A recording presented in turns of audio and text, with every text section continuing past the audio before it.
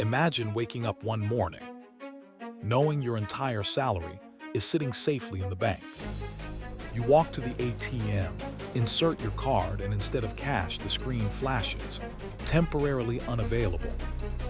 Outside, a long line is forming. People are whispering. Phones are buzzing. A message spreads through social media. The bank has no money.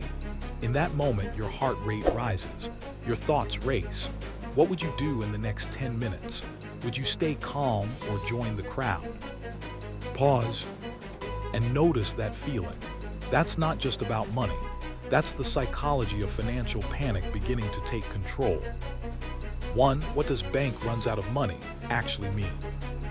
When people hear that a bank has run out of money, it doesn't mean the vault is empty or the bank is bankrupt.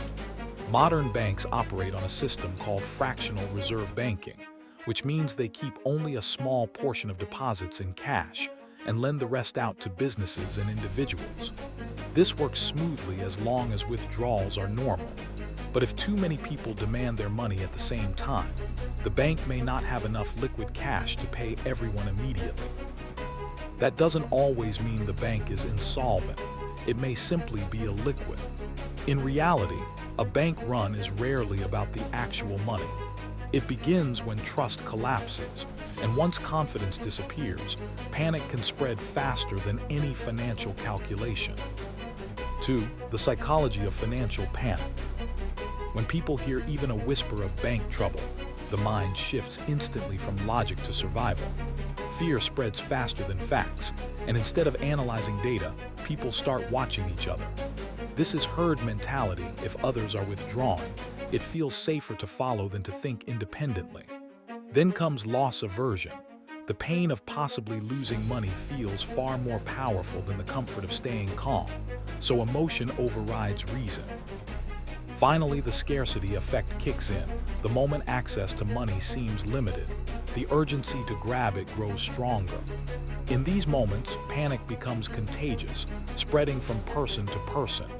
And once confidence cracks, it can disappear in minutes, because confidence is built slowly, but fear spreads instantly. 3. History shows this pattern repeating. History shows the same psychological pattern repeating. During the Great Depression bank runs, the 2008 financial crisis, and even recent bank collapses, the trigger was often not immediate insolvency but rumor. A whisper becomes fear. Fear spreads. People rush to withdraw their money. That rush creates pressure the system cannot handle, and collapse follows. The pattern is simple. Rumor, fear, rush, collapse. Even strong and healthy institutions can fall if panic spreads fast enough. In financial crises, money doesn't disappear first.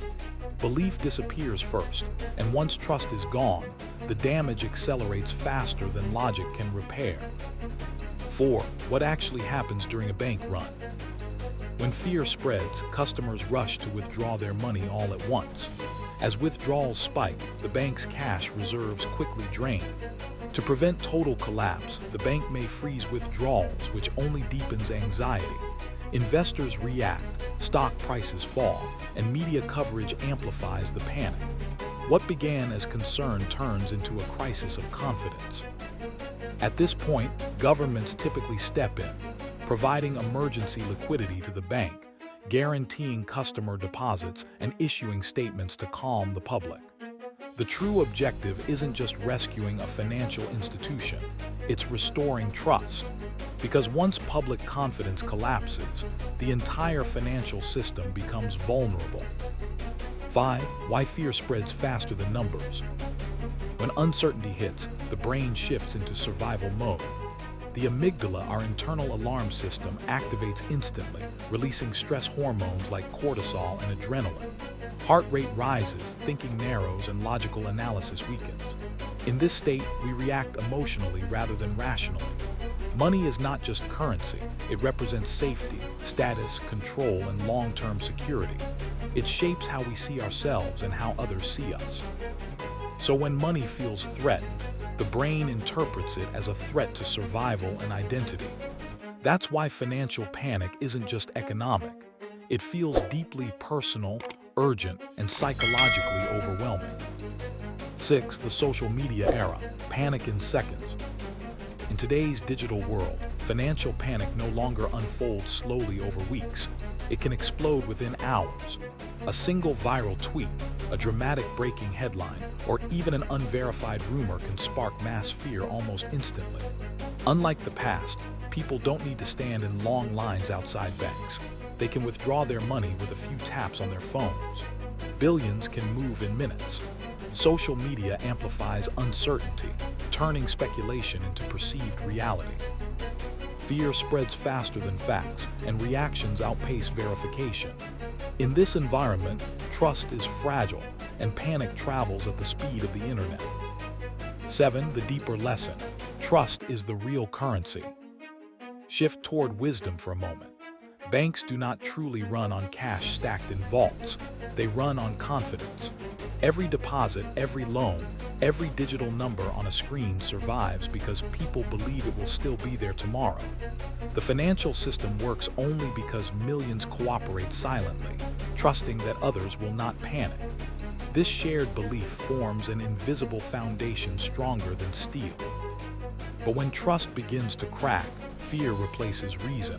Cooperation turns into withdrawal and systems start to shake. In the end, money is not just currency. It is collective faith held together by confidence. 8. How to stay calm when others panic. When financial panic spreads, your greatest advantage is calm strategy. Diversify your assets so your stability doesn't depend on one single institution or system. Maintain an emergency fund that gives you breathing space when uncertainty rises. Avoid making decisions during emotional spikes. Fear narrows judgment and amplifies risk. Don't react instantly to headlines designed to provoke urgency. Information needs time to settle. Instead, study history and recognize patterns before joining the crowd. Markets move in cycles, but panic thrives on impulse. When everyone is running, pause and ask yourself, are you reacting to fear or responding with clear, independent thinking? The real danger in a financial crisis is rarely the numbers on a balance sheet. It's the emotion behind them. Banks don't collapse because money suddenly disappears. They collapse when confidence does. Once fear spreads, logic weakens and herd behavior takes control. Even strong institutions can fall if panic grows faster than trust. In these moments, markets shake, but so does your mindset. The real question isn't whether others are afraid. It's whether you will react emotionally or understand the psychology behind the chaos. If you want to master both mind and money, subscribe and learn how to think clearly when others panic.